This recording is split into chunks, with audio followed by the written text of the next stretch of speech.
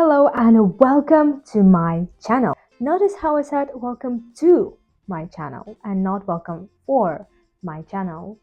And you're probably here to learn English, right? Those little words, to and for, they're so tiny, but when they're used as prepositions in English sentences, grammar can get quite confusing. And I'm sure that you've been confused by those at some point. And that is exactly why we're going to cover this topic. When should you use the preposition to? So you can use to when there's some kind of movement from one place to another, a destination. Do you usually take the bus to work? So there's some kind of movement. So our destination is work.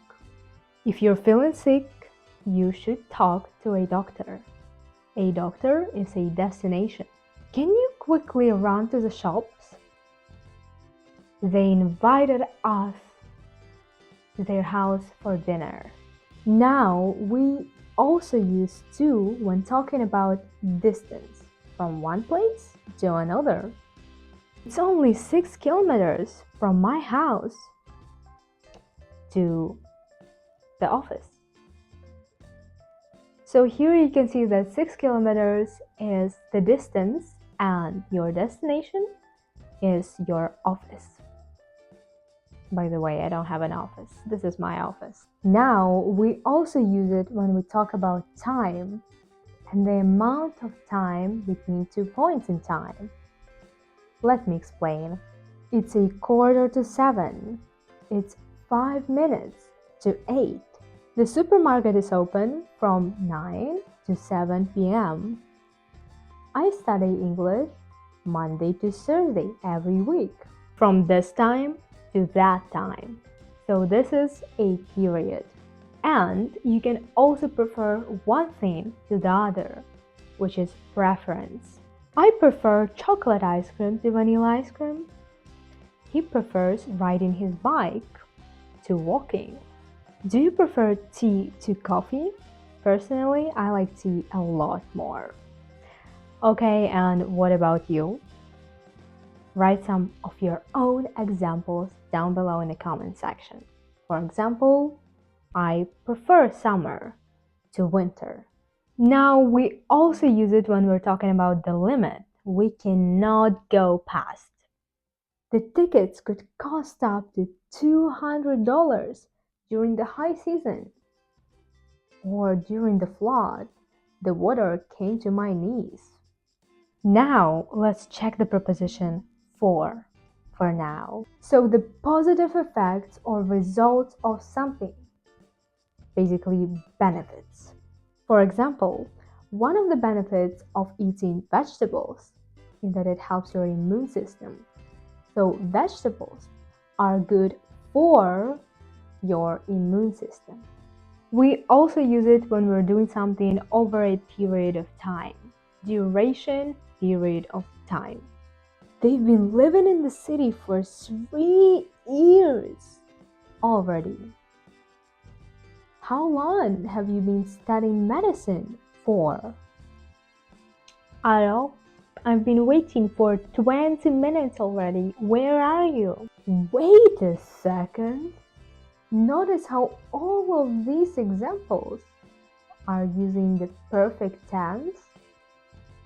For is often used when talking about time in this way.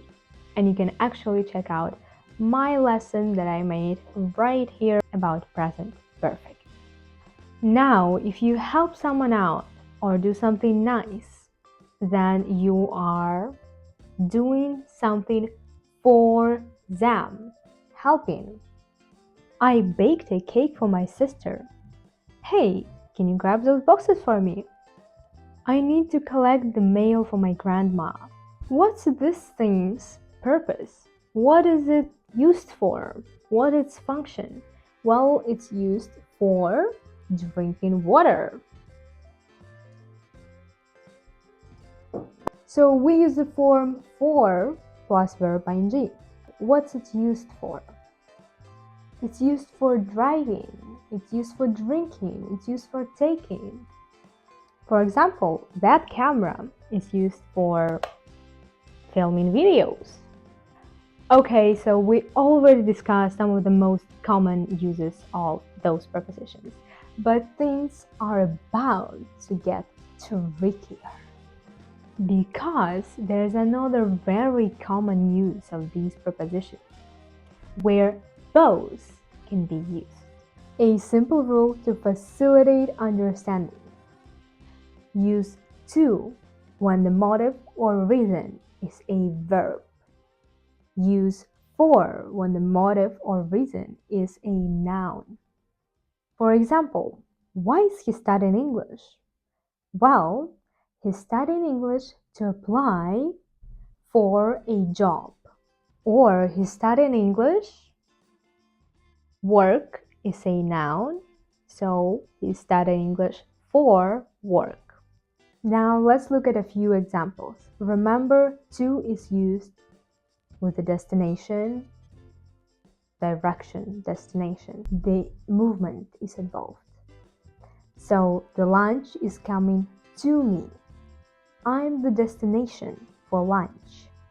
My assistant physically carried the lunch and delivered it to me.